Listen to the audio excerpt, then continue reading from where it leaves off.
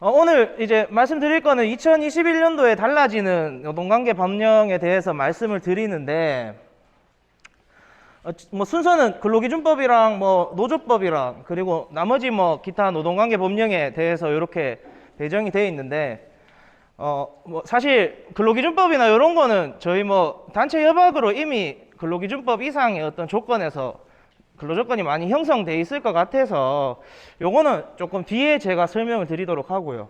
이번에 노조법 관련해 가지고 좀 개정되는 것도 있고, 그리고 요즘 세간에 좀 많이 떠들썩하게 했던 중대재해처벌법, 그거 관련해서 일단 먼저 조금 소개를 좀 해드리고, 그 다음에 이제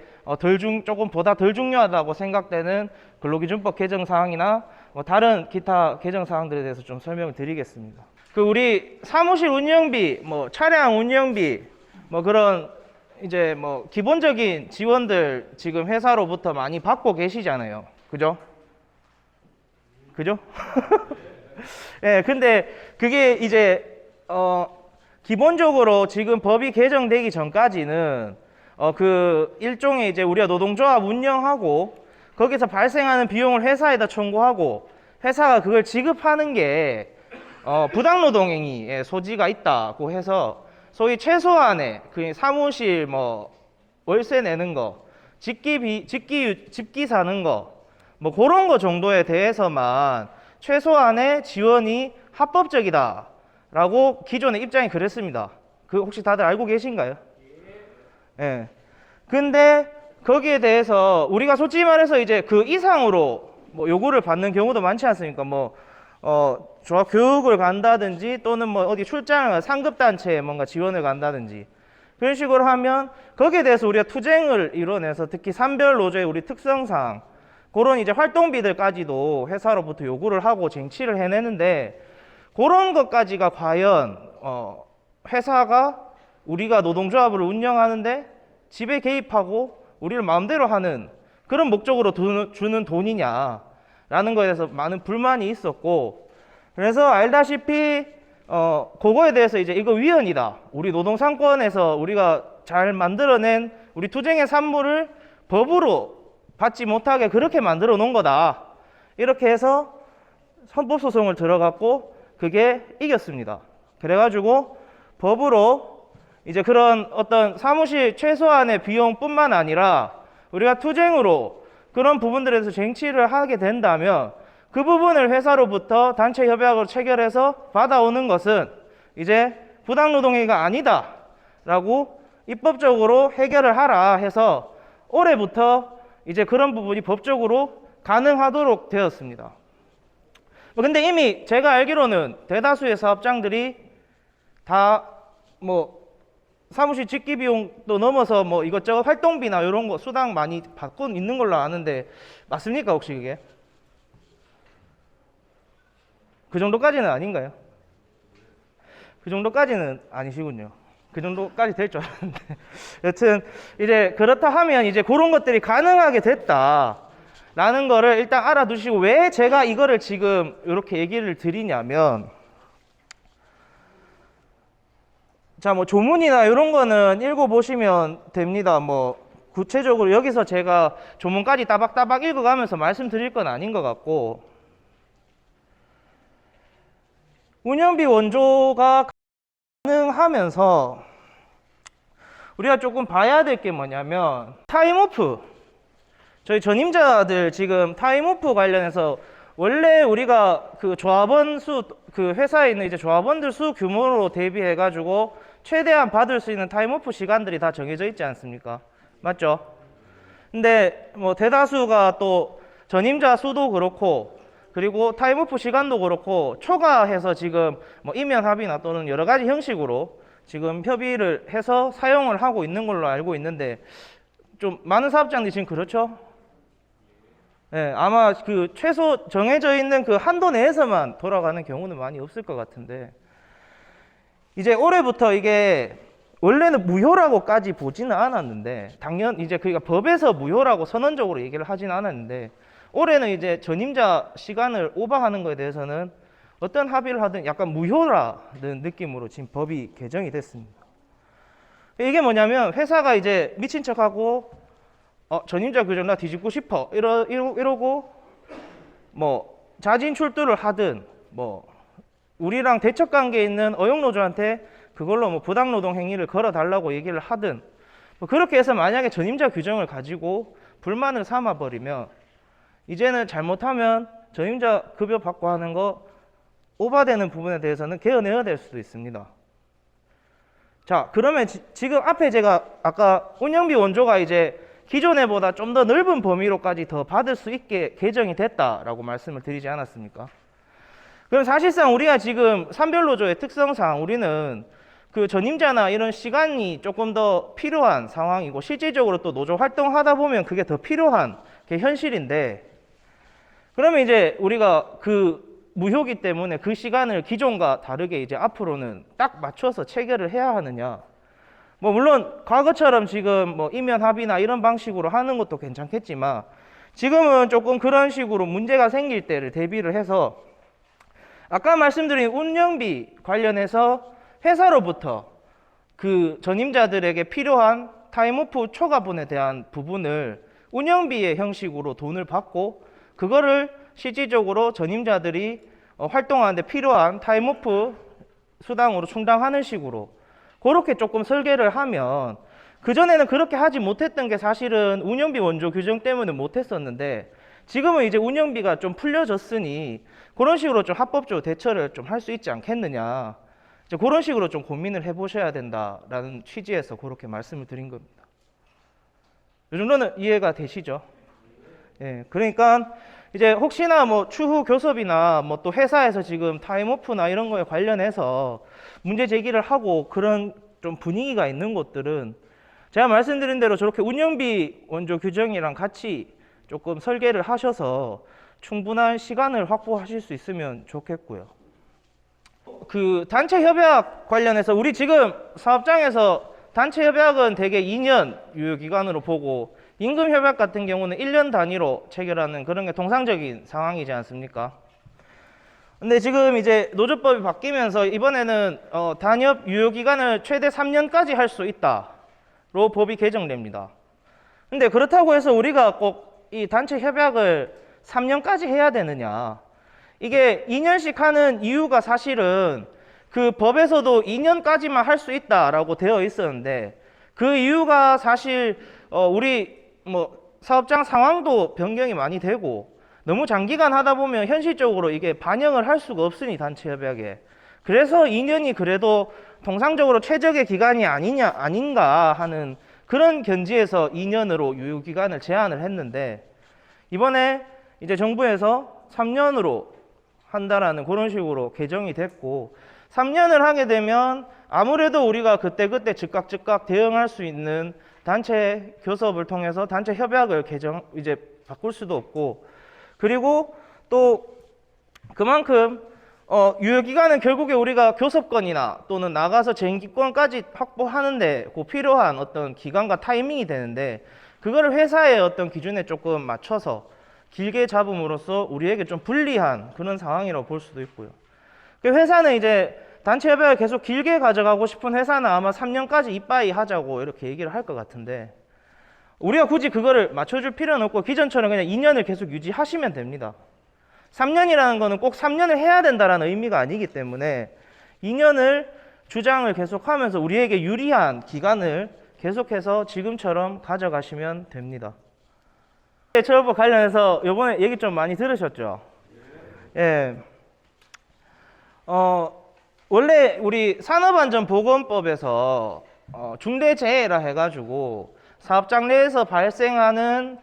사망사고나 또는 3개월 이상의 치료가 필요한 그런 사고가 3명 이상 발생한 경우에는 산안법상으로도 처벌이 사실상 가능합니다, 원래. 근데 우리가 중대재해처벌법이라는 게 이번에 새로 개정된 이유가 기존의 산안법이 사실상 산업안전관리를 담당하는 그 관리자들에게까지만 책임이 있도록 그렇게 책임을 부과할 수 있도록 설계가 되어 있어서 실질적으로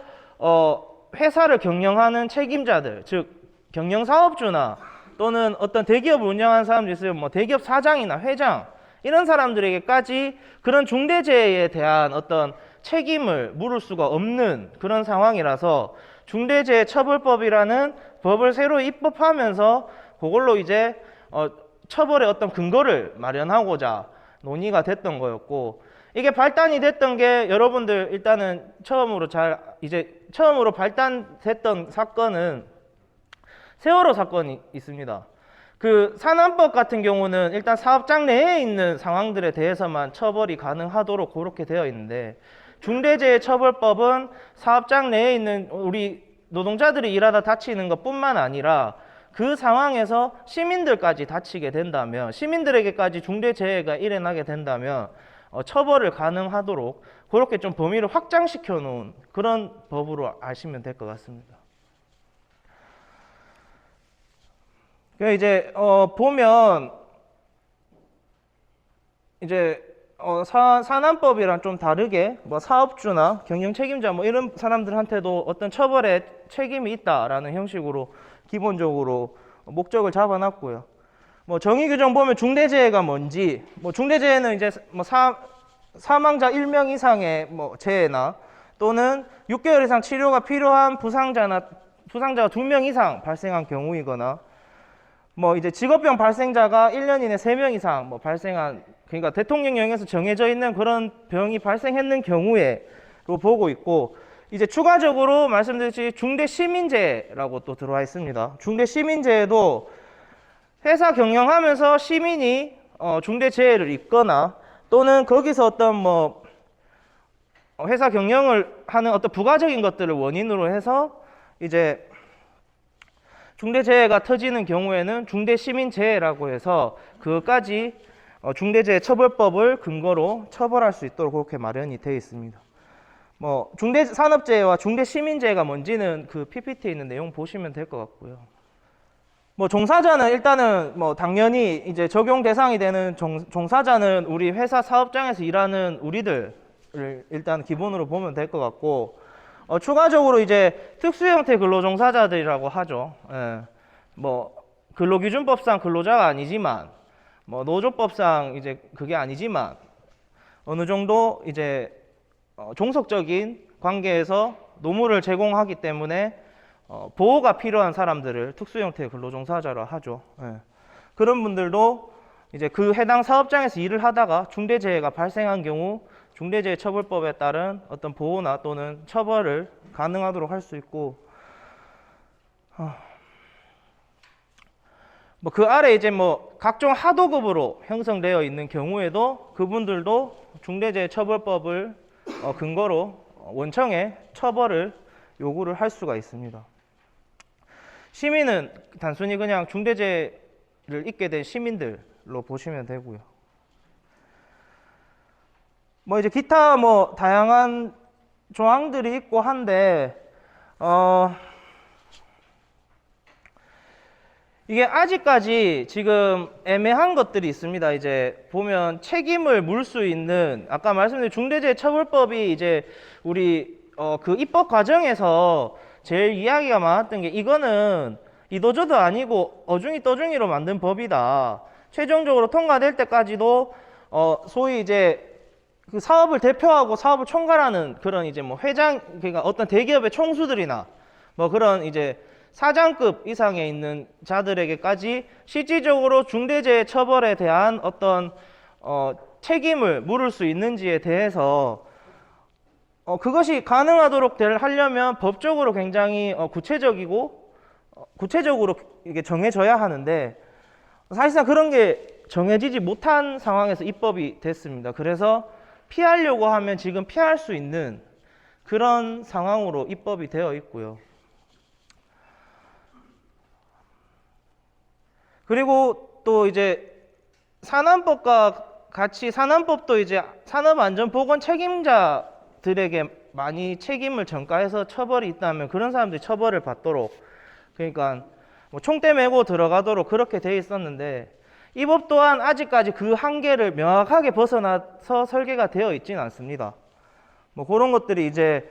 경영 책임자 등의 범위라는 이제 2조 9호의 내용에 보면 정해져 있는데, 문장들이 아직까지 굉장히 애매모호하게 설계되어 있는 것을 확인하실 수 있고요. 이제 중대재해가 발생하는 것을 일단은 발생하고 처리하는 것보다 발생하기 전에 이제 예방하는 그 차원에서가 더 중요하기 때문에 예방 의무에 대한 이제 의무를 주도록 하고, 그 의무를 어겼을 경우에는 어느 정도 더 처벌받을 가능성이나 그 책임을 더 무겁게 주도록 일단은 근거를 마련하고 있는데, 이 의무 조치들이라는 거에 대해서 사실 아직 추상적으로 정해져 있는 거에 불과해서 아직까지 제가 보기에는 산안법상 어떤 규정들을 조금 더 준수하면서 거기서 뭔가 좀 책임을 좀 더 무겁게 만드는 그런 식으로 지금 법이 설계되어 있지 않느냐, 뭐 그런 생각이 조금 듭니다. 여튼 이제 뭐 원청과 하도급이 여러 군데로 이루어져 있는 그런 회사들 같은 경우는 원청이 하청에까지의 어떤 안전보건, 그러니까 산업안전보건 의무나 이런 것들, 중대재해가 발생하지 않도록 예방 조치를 해야 될 의무를 모두 다 전가시키고 있다는 점, 뭐 그거는 조금 의미가 있는 거라 볼 수 있고요. 뭐 처벌 규정이 또 들어와 있는데, 처벌 규정 같은 경우는 보면 산안법보다 일단은 조금 더 무겁게 부과하고 있습니다. 뭐 그 정도로 아시면 될 것 같고, 그리고 이제 징벌적 손해배상 제도라고 해서 중대재해로 인해서 발생하는 손해액의 한 5배 이상의 손해배상 책임을 부담하도록 할 수 있고,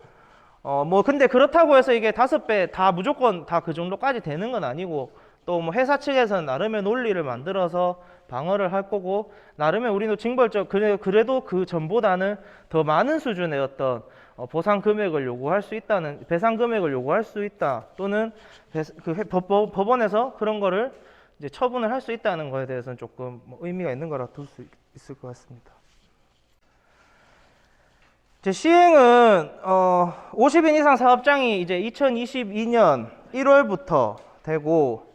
5인 이상 50인 미만 사업장이거나 50억 원 미만의 건설공사 같은 경우는 2024년 1월부터 하도록 되어 있고,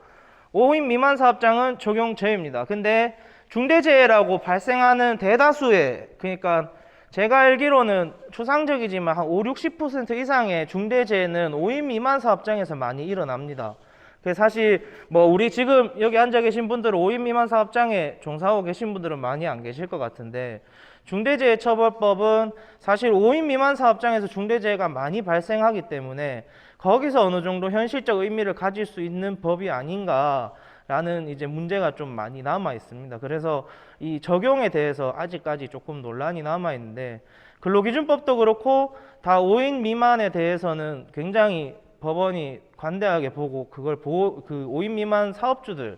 대해서 영세 사업자라는 이유로 그걸 좀 보호해 줘야 된다고 하는데, 거기에 대해서는 조금 우리가 전체적인 관점에서 같이 고민해 봐야 될 소재일 것 같습니다. 여튼 이제 중대재해처벌법이 들어왔으니까 결국 중요한 거는 뭐 중대재해가 뭐냐 뭐 이렇게 또 따지고 들 수도 있지만, 사실 우리가 꼼꼼하게 뭐 중대재해 법에 보니까 뭐 이렇다 저렇다 이런 개념보다 누구나 뭐 생각하기에 어떤 큰 사망 사고나 그런 것들이 생겼을 때 이건 중대재해다 이렇게 받아들이시고, 그 중대재해를 이유로 과거에는 회사에 정해져 있는 산안법상 어떤 안전보건관리 의무자에게만 책임을 전가시키고 그 사람들이 총대 메고 처벌받도록 법이 설계되어 있었다면, 중대재해처벌법이 들어오고 나서부터는 우리 사업장에 생기는 그런 중대재해에 대해서 사장이나 경영진까지도 중대재해처벌에 대한 책임을 전가시킬 수 있다는 점, 그래서 우리 노동조합, 특히 금속노조가 그런 안전사고나 중대재해 발생했을 때 직접적으로 압박하고 다양하게 활용할 수 있는 방식으로 중대재해처벌법이 좋은 근거가 될 수 있도록 그렇게 활용을 하시면 될 것 같습니다. 자, 일단 제가 이번에 올해 바뀌는 것 중에서 제일 중요하다 일단 받는 거는 아까 얘기했던 타임오프랑 운영비 원조, 이제 부당노동행위가 안 된다. 운영비 원조는 부당노동행위가 아니다. 뭐 구체적으로는 이제 어떤 것들이 운영비 원조가 부당노동행위가 안 되냐, 뭐 이렇게 볼 수 있지만, 제 생각에 그래도 좀 포괄적으로 대다수는 이제 운영비 원조 우리가 쟁취해낸다면 거기에 대해서는 부당노동행위가 아니다라고 보여질 여지가 더 클 것 같고요. 그래서 반면에 타임오프 같은 경우는 기존의 임면합의나 이런 걸로도 그래도 우리가 좀 풀어갈 수 있었는데 이제 앞으로는 법 규정에서 그게 이제 무효라고 볼 정도로 이제 입법이 되어 버렸기 때문에 운영비 원조 규정과 타임오프가 무효라는 그것을 피하기 위해서 운영비 원조에 대해서 같이 제도적으로 좀 설계를 해서 전임자들의 어떤 타임오프 시간을 충분히 확보하는 그런 방향으로 단체 교섭을 끌어가시면 좋을 것 같고요. 그리고 중대재해처벌법도 방금 말씀드렸듯이 회사에서 그런 중대재해가 발생했을 때 우리가 중대재해처벌법을 근거로 해서 그러니까 이제 경영진이나 실질적인 책임을 전가할 수 있는 그 범위가 넓어졌으니 충분히 활용하셔서 우리 조합원들이 더 안전한 곳에서 일을 하실 수 있도록 그렇게 조치를 취해 주시면 좋을 것 같습니다. 일단 중요한 거는 앞에서 제가 다 정리했고요.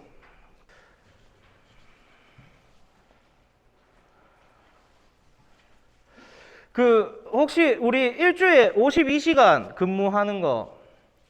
다들 알고 계시죠? 예, 이거 일주일이 월화수목금까지가 일주일이냐, 월화수목금토일이 일주일이냐에 대해서 법적 논쟁이 있었던 거 혹시 아십니까? 예. 그래가지고 월화수목금까지가 일주일이면 토일은 일주일이 아니기 때문에 연장근무도 더 시킬 수 있었고, 그죠? 그렇게 해서 실질적으로 우리가 52시간이라고 정해놨지만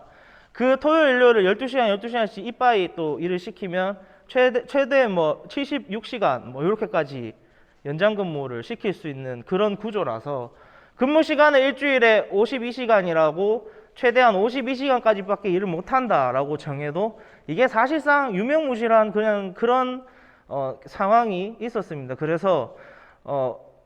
이제 월화수목금이 일주일이냐, 월화수목금토일이 일주일이냐 해서 법적 논쟁이 붙었고 결국에는 우리가 모두 알듯이 당연하게도 월화수목금토일이 일주일이다 라고 법원이 판결을 내렸고 이게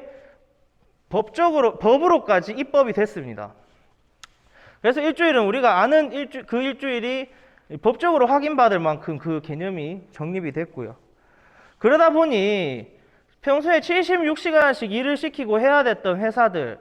추가로 사람을 더 뽑아야 되는데 단순히 일을 그냥 늘리고 그런 식으로 해야 되는 회사들은 사람을 뽑지는 못하고 이걸 어떻게 해야 되지 하는 문제가 생겨서 문재인 정부 들어와가지고 이거를 이제 일주일이 우리가 아는 일주일이고 제한 시간은 52시간까지밖에 못한다 하면서 다른 사업장들이 그게 힘들다고 하니까 52시간 적용되는 걸 조금 유예를 해줬습니다. 근데 이제 그래서 이제 2021년 1월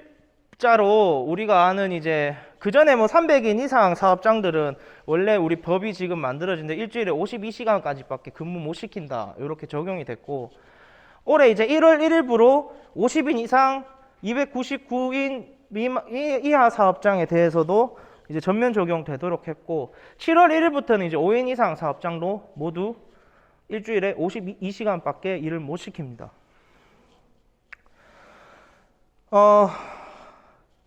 여기서도 뭐 보다시피 결국에는 근무 시간도 그렇고 5인 미만 사업장은 다 적용이 안 되고요. 그런 건 한번 좀 생각해 보시면 좋을 것 같습니다. 이 52시간 이제 이렇게 하면서 일을 더 시키고 싶은 사업장들이 생기는데 그 사업장들이 이제 앞으로 좀 많이 활용할 수 있는 게 우리 이제 합법적으로 52시간 이상 근무를 시킬 수 있는 탄력적 근무 시간제도 도입 이런 거에 대해서 앞으로 뭐 회사 측에서 얘기를 좀 해볼 수도 있으니까 그거는 조금 이번에 이제 52시간 규정이 들어가는 게 어떤 영향을 미칠지에 대해서 조금 교섭하시기 전에 고민을 좀 하셔야 될 것 같습니다. 그리고 아까 말씀드렸던 뭐 52시간 문제 때문에 뭐 특별 연장근로나 뭐 이런 거에 대해서도 규정이 좀 되어 있었는데 요것도 뭐 내년까지만 한시적으로 적용되는 거고 30인 미만에서 공휴일 규정 우리 뭐 되게 보면 지금 단협에서 우리 원래 노동법에서 법적으로 봤을 때는 기존에는 노동절과 주휴일 말고는 법정 유급휴일이 아니었습니다. 뭐 다들 모르시는 분들도 많을 것 같은데 우리 이제 공휴일이라는 거는 관공서가 이제 쉬도록 자기네들끼리 정해놓은 휴일이고, 원칙적으로 그날은 우리가 유급으로 쉬는 날이 아니고 무급으로 쉬게 해도 무방한 날입니다. 근데 이제 우리가 단협이나 이런 걸로 다들 이제 소위 약정휴일이라 그래서 유급휴일로 처리하자, 이렇게 다 잘 만들어 놨기 때문에 입사할 때부터 당연히 공휴일은 유급으로 쉬는 날 아니야? 이렇게 생각하시는 분들이 더 많을 것 같은데, 원래는 저날이 유급휴일로 쉬는 날이 아니고요. 그래서 이번에 이제 또 과로 같은 거, 또 일 많이 하는 거, 이런 거 방지하기 위해서 노동법에 이제 정식적으로 유급휴일로 해야 된다라고 이제 입법이 됐고요. 그래서 이제 올 7월 1일부터 30인 이상 사업장에서까지도 이제 공휴일이 유급휴일로 처리되도록 그렇게 됐고요. 그리고 5인 이상 30인 미만 사업장은 내년 1월 1일부터 이제 그렇게 된다고 보고 있습니다. 그리고 공휴일 같은 경우는 내가 뭐 일요일이랑 공휴일이 겹쳤다 해서 그러면 유급휴일이 더블로 나와야 되는 거 아니냐, 이렇게 생각할 수도 있는데, 그거는 하나만 줘도 된다는 게 현재 행정해석 입장이니까, 그거는 뭐 혹시 궁금하더라도 그때 더블로 주는 게 아니고 하나만 줘도 된다 그랬었지, 이렇게 좀 생각해 주면 좋을 것 같습니다. 그러니까 뭐 단협으로 그런 거는 조금 더블로 걸리는 날은 어차피 나가야 되는 거니까 우리 그날 돈 줘야 되는 거 아니야? 이렇게 뭐 조금 폭넓게 정해 보는 것도 좋을 것 같고요. 그리고 우리 그 1년 미만이라는 분들에 대해서 연차가 원래 1년 일하고 나면 15개 생기도록 이렇게 법에 되어 있는데, 재작년인가부터 1년 미만 일했는 사람한테 1개월 개근 시에 1개씩 연차가 생긴다, 그렇게 이제 규정이 됐고, 그 1개씩 해가지고 그럼 1년 일하면 11개가 총 생기는데, 그러면 그 다음에 11개를 안 쓰면 그 다음에 생긴 또 15개까지 26개의 연차를 쓸 수 있느냐, 뭐 그런 문제가 잠깐 발생했었습니다. 이게 1년 미만에 대한 연차를 이렇게 처음 도입해서 쓰도록 하다 보니 뒤에 이제 그 다음에 26개까지 최대한 사용할 수 있는 그런 상황이 생겼는데, 그거에 대해서 이제 입법적으로 1년 연차를 사용 안 하면, 11일 연차를 사용 안 하면 그거는 입사했는 그 해에 다 없어진다, 일단 그렇게 법이 바뀌었고요. 그럼 11개 연차 다 없어졌는 거, 이거 내가 신입사원 때 눈치 보여가지고 연차를 쓰도 뭐해가 내가 이랬는데 이거 다 없어지면 어떡하지? 그러면 일단 요것도 똑같이 그 다음에 연차 미사용수당 청구권으로 이제 변환이 돼서 연차 미사용수당으로 청구해서 받을 수 있도록 그렇게 됐습니다. 근데 조금 안타까운 거는 우리 연차휴가 촉진제도라 해서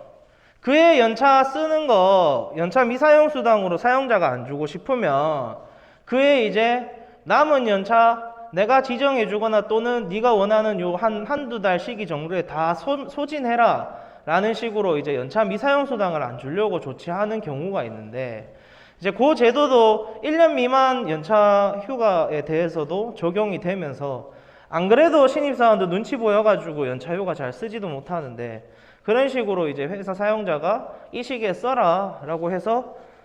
뭐 일이 밀려서 못 쓰게 되고 하면 결국에는 연차 미사용수당도 못 받는 그런 상황이 될 수 있도록 법이 바뀌었습니다. 연차 휴가 사용 촉진제도 혹시 해가지고 연차 연말에 많이 소진들 하시나요? 아니 그냥 웬만하면 다 미사용수당으로 그 다음에 주던 경우가 더 많나요? 근데 뭐 일부 보면 이제 촉진제도 사용해서 그런 식으로 하는 경우도 있는데,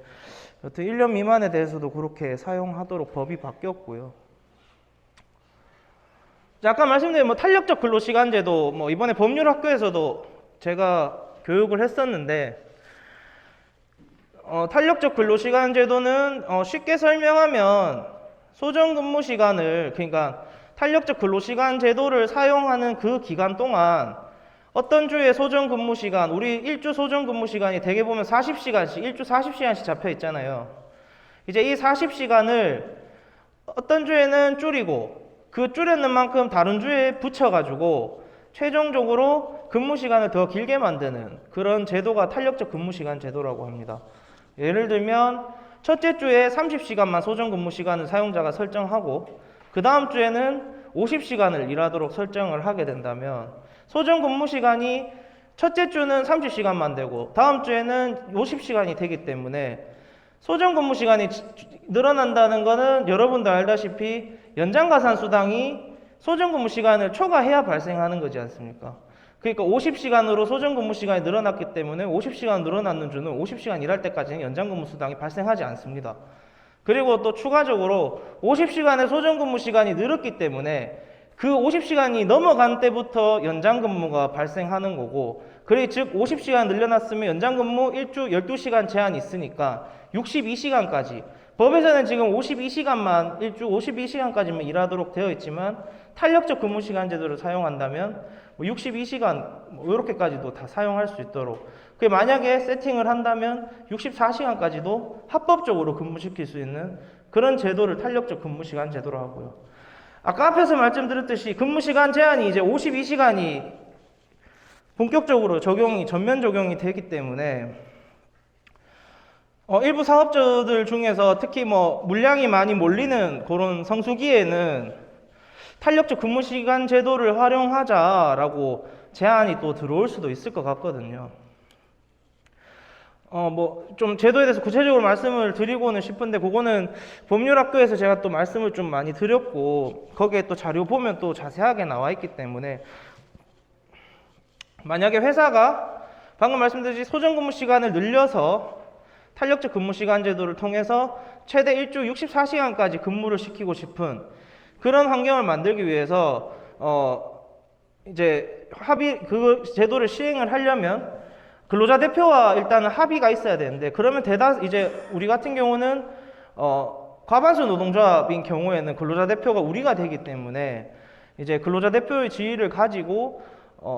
기존의 법정 수준보다 더 나은 조건의 탄력적 근무 제도를 합의를 해서 시행을 해야 한다면 그렇게 시행할 필요가 있습니다.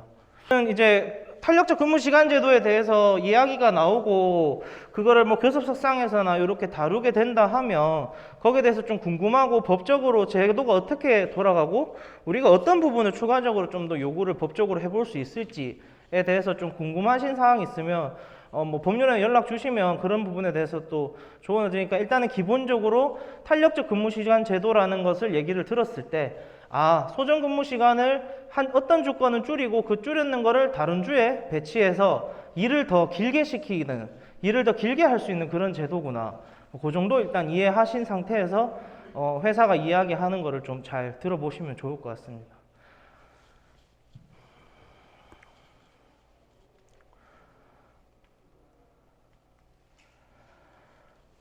그리고 이제 근로기준법 같은 경우 이제 직장 내 괴롭힘과 관련해서 이제 부가적으로 지금 사실상 직장 내 괴롭힘이라는 거를 당해서 우리가 직장 내 괴롭힘 당했는 거 문제 제기한다 하면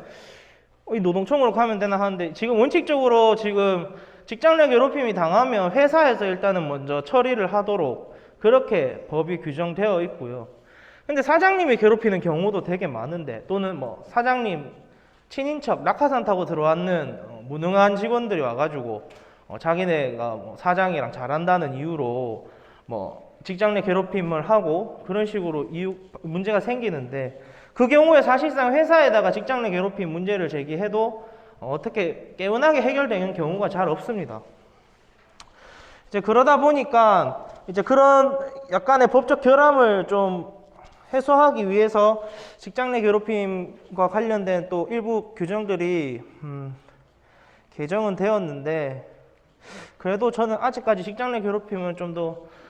뭔가 명시적인 어떤 처벌 규정이나 이런 것들이 좀 더 마련이 되어야지 우리가 실제로 이제 노동조합이 또 있는 사업장들 같은 경우는 직장 내 괴롭힘이나 이런 거에 대해서 조직적으로 또 대응을 해서 해결을 할 수가 있는데, 그렇지 않은 경우들, 특히 소수사업장들 같은 경우는 직장 내 괴롭힘으로도 또 부당노동 행위는 또 원체 인정받기가 어려우니 직장 내 괴롭힘이나 이런 걸로라도 좀 도움을 받을 수 있으면 좋을 텐데, 아직까지 그 정도의 어떤 뭐 힘을 가지고 있는 법은 아닌 것 같습니다. 그래도 그나마 이거 사용자 또는 사용자의 그 친척이 아까 말씀드린 그런 사람들이 직장 내 괴롭힘 하는 경우에는 뭐 과태료를 부과하는 규정이 생겼고요. 그 근로계약서 쓰고 하는 거 이제 전자문서로 쓸 수 있고, 원래 우리 서면으로 원칙적으로 작성하도록 되어 있는데 전자문서로도 작성할 수 있다. 뭐 그런 식으로 개정된 것도 있고요. 우리 지금 뭐 대다수의 사업장에서는 임금명세서 같은 거 당연히 받고 계실 텐데 일부 이제 소수로 운영되는 사업장들 같은 경우는 임금명세서마저 발급이 제대로 안 되는 경우도 많습니다. 뭐 아르바이트 자제분들이나 뭐 주변에 많은 동생들 이런 분들 보면 아르바이트 같은 거 하고 나서 돈만 입금받지 임금명세서 이런 거 발급받는 경우는 잘 없거든요. 근데 이제 그런 사업장들이 사실 임금체불 문제가 제일 많이 생기는 사업장들이고, 임금체불 문제가 생겼을 때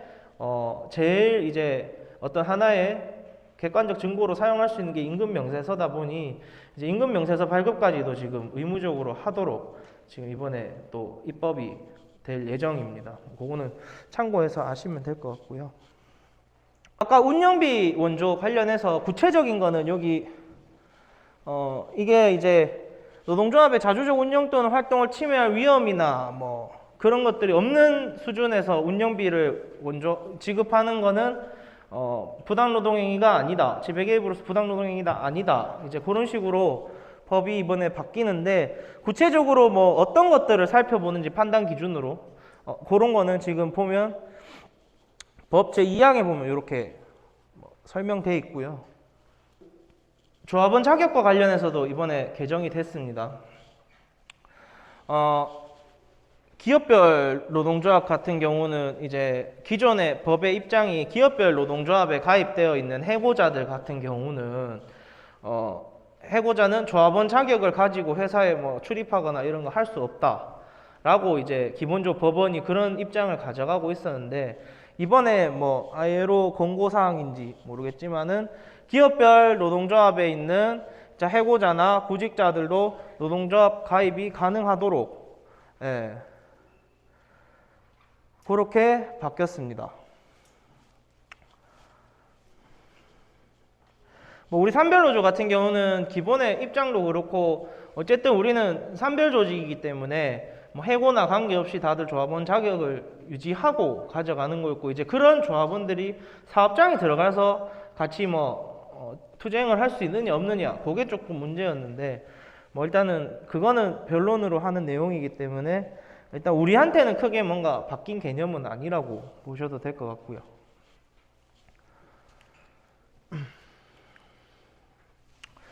그리고 이제 이번에 들어왔는 게 이제 종사근로자라는 개념을 집어넣고 사업장 내에 조합 활동을 할 수 있는 범위를 제한하는 그게 입법적으로 들어왔습니다. 제가 보기에 우리가 뭐 기본적으로 산별노동조합 같은 경우는 이제 회사에 소속되어 있는, 특히 뭐 지부에 있는 간부님들이 뭐 이제 지회에 사업장에 이제 선전전이나 이런 거 하러 들어가면 기본적으로 이제 뭐 출입, 이제 회사에 종사하는 사람이 아니니 뭐 출입을 막는다든지 뭐 그런 식으로 됐는데,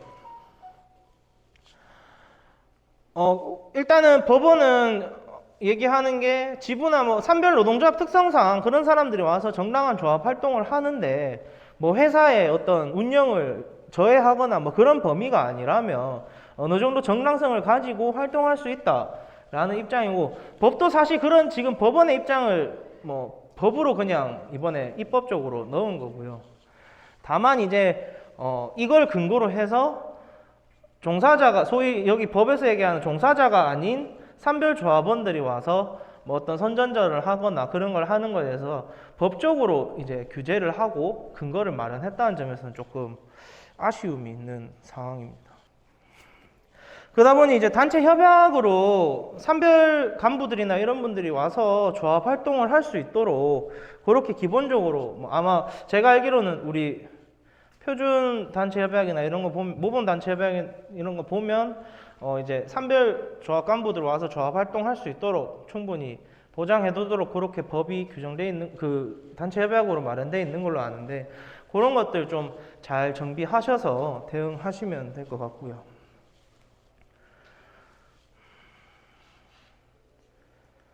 이제 뭐 이것도 우리랑은 크게 상관없는 건데 뭐 기업별 노동조합의 임원 자격도 종사 근로자들 그러니까 뭐 해고자나 이런 사람들 말고 종사 근로자들로 제한하는 그런 규정들이 새로 들어왔습니다. 그리고 이제 이번에 단체 교섭 관련해서 이제 개별 교섭 하는 경우에 이제 보면 사측이 하던 전략 중 하나가 그거죠. 이제 금속노조가 복수노조로 들어왔는 사업장에서 쪽수로 만약에 이제 교섭대표 노동조합을 우리가 먹을 수 있는 상황이면 교섭창구 단일화 절차를 들어가지 않고 개별 교섭을 하자 이렇게 나와서 소수노조와 금속노조를 개별 교섭하는 걸로 분리시키고 금속노조는 고립시켜버리는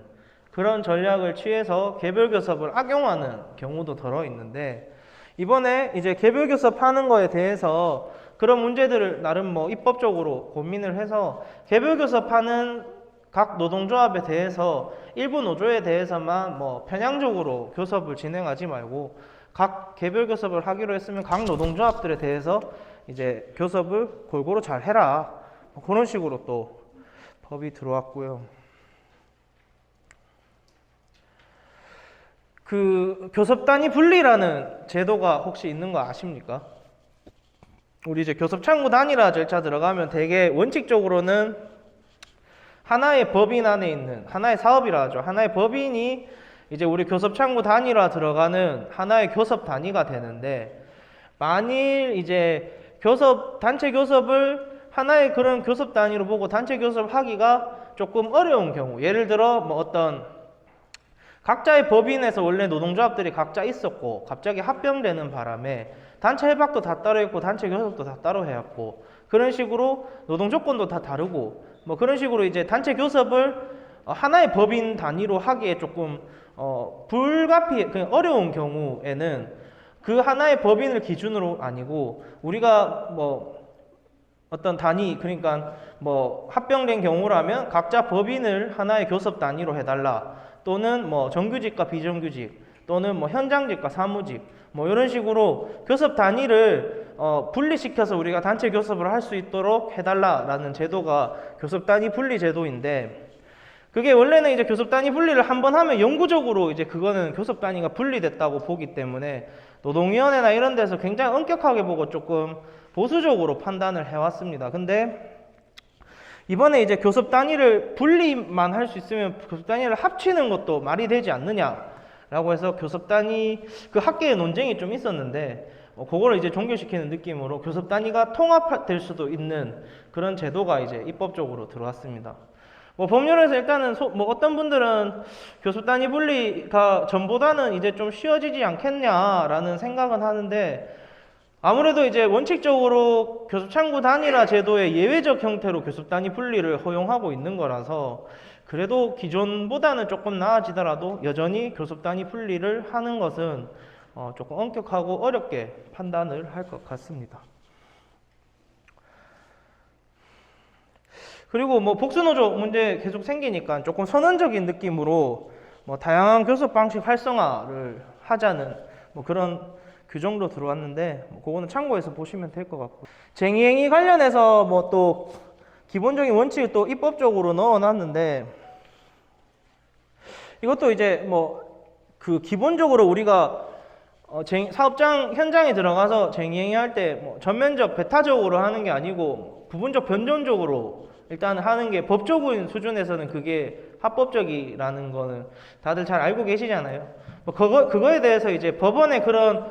부분적 변존적 점거에 대한 거를 입법적으로 그냥 이번에 넣게 됐습니다. 그러니까 크게 뭐 이 규정 때문에 뭔가 쟁의행위를 하는 것에 우리가 뭔가 제한이 생기나 뭐 그렇게 이해하실 건 아니고요. 기존에 있는 그냥 법원의 입장이 그대로 똑같이 법에 명문화되었다. 그 정도로만 이해하시면 될 것 같습니다. 네, 최저임금 올랐는 거 최저임금 올랐고, 그 최저임금 산정할 때 뭐 최저임금 산정을 위한 이제 그 최저임금에 산입되는 임금 범위에 대해서 뭐 얘기가 많았고, 지금 이제 뭐 계속 확장해서 최저임금 산입 범위에 다 넣는다 뭐 그러는데, 이제 그거를 퍼센테이지로 나눠가지고 뭐 2021년에는 어느 정도까지만 넣고 2022년에는 어느 정도까지만 넣고 뭐 그런 식으로 막 얘기가 됐었는데, 일단은 올해는 상여금 이제 최저임금 월 최저임금에서 상여금 월 최저임금에서 15% 월 최저임금 15%에 되는 금액을 넘는 금액 상여금에 대해서만 최저임금 그 바구니에 산입하도록 그렇게 되어 있고요. 복리후생비는 월 최저임금의 3%뭐 이렇게 보시면 되고, 최저임금 뭐 산정하는 거 궁금하신 분들이 또 있을 것 같은데, 그것도 저희 법률학교에서 임금 파트에서 이번에 한번 다 다뤘기 때문에 뭐 법률학교 가셨던 분들한테 최저임금 산정 방법 같은 궁금하시면 한번 물어보시면 그 책 보고 따라서 하시면 쉽게 하실 수 있을 겁니다. 퇴직금 제도도 조금 뭐 바뀐 게 있는데, 뭐 중간정산이나 뭐 이런 거 또 실질적으로 뭐 회사에서 퇴직금 관리하는 거 관련된 규정에 관해서 뭐 조금 변경됐고요. 뭐 체당금 제도 뭐 이런 것들이 이제 명칭이 마음에 안 든다 그래서 이제 명칭을 좀 바꿨습니다. 네. 그리고 출산휴가도 내나 이제 임금채권 보장법에서 출산 전후휴가에 이제 급여 지급하는 거에 대해서도 일단 임금채권 보장법에서 어느 정도 이제 보호를 해준다는 취지로 이렇게 좀 규정이 있었고요. 법에서 가족돌봄 휴가라고 해서 이제 우리 뭐 가족이 아프거나 또는 뭐 내가 이제 몸이 안 좋아서 조금 쉬어야 되는 그런 상황, 또는 이제 뭐 은퇴 준비하기 위해서, 또는 뭐 내 자녀 뭐 학업 이런 식으로 들어가는 경우에 이제 가족돌봄 휴가를 사용할 수 있고, 이제 되게 보면 휴가도 있었는데 이제는 근무 시간 줄이는 거에 대해서도, 그러니까 근무 시간 단축을 하는 거에 대해서도 회사에 신청할 수 있고, 기간은 이제 뭐 1년 이내로 잡는데 이제 뭐 2년까지 최대 연장할 수 있어 최대 3년까지 가족돌봄 휴가 또는 가족돌봄 이제 근로시간 단축을 사용할 수 있고요. 뭐 그걸로 불이익 줘서도 안 되고, 뭐 이제 그런 거는 통상적으로 알고 계신 거랑 비슷하게 규정이 됐습니다. 그 육아휴직 분할 사용할 수 있는 횟수가 원래 1회였는데 최대 2회까지 분할해서 사용할 수 있도록 그렇게 법이 바뀌었고요. 산안법상 조금 바뀌었는 거 뭐 보면 좋을 거는 MSDS, 우리 물질안전보건 자료라고 하죠. 뭐 회사에서 약품 사용하고 뭐 유해 물질 사용하는 거, 그런 거 이제 요 우측 상단에 저기 보시면 저런 식으로 마크 붙여놓고 해골 마크 그려져 있고, 이런 거 MSDS를 하잖아요. MSDS 있는 거 요거 뭐 의무적으로 그렇게 일단은 사업장에 구비하고 이렇게는 했는데, 뭐 노동청에 신고하거나 이런 것까지는 아니었던 걸로 되어 있었는데, 이제 이거를 노동청에다가 신고하고 어떤 유해 물질 우리 사용하고 있는지에 대해서 신고하고, 그거에 대해서 이제 노동청이 또 관리 감독을 하도록 그렇게 법이 좀 바뀌었습니다.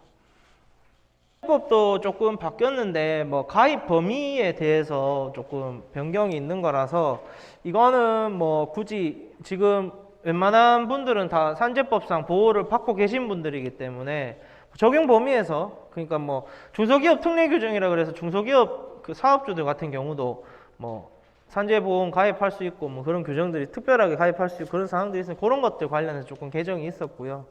뭐 이것도 관심 있으시면 한번 읽어보시면 될 것 같습니다. 알아가셔야 될 거는 타임오프 관련해서 그전에는 금지하던 것들 이제 무효로까지 이제 변경됐다는 거, 그리고 이제 그 변경된 거에 대해서 뭔가 법적으로 봤을 때 우리가 좀 불안하고 불리하다라고 생각되면 교섭에서 운영비 원조 규정을 따가지고 그걸 실질적으로 전임자들에게 지급할 수 있는 방식으로, 그런 식으로 제도를 좀 설계할 필요성이 있다. 그리고 사업장 내에서 중대재해가 발생했을 때 이제는 우리 얼굴도 한번 보지 못한 산업안전보건 담당자들이 뭐 처벌되고 이런 게 아니고 그 사람들뿐만 아니라 실질적인 사업주들에게까지도 처벌의 책임을 전가시킬 수 있다. 뭐 그 정도만 오늘 핵심적으로 이해하시면 되고, 나머지 규정 중에서 뭐 제가 그래도 한번 생각해 보시면 좋을 거는 탄력적 근무 시간 제도 도입됐을 때 우리가 노동조합이 있으면 근로자 대표가 우리니까 그걸 이제 어떻게 합의해서 유리한 방향으로 만들어 갈지는 좀 고민을 해보실 필요가 있고, 그런 거에 대해서 궁금하시면, 법적인 거에 궁금하시면 법률원에 연락 주시면 또 거기에 맞게끔 저희들이 답변을 성실하게 드리도록 할 테니까 오늘은 이 정도까지 한번 고민해 보시면 될 것 같습니다. 질문 혹시 있으십니까? 없으시면 마치도록 하겠습니다.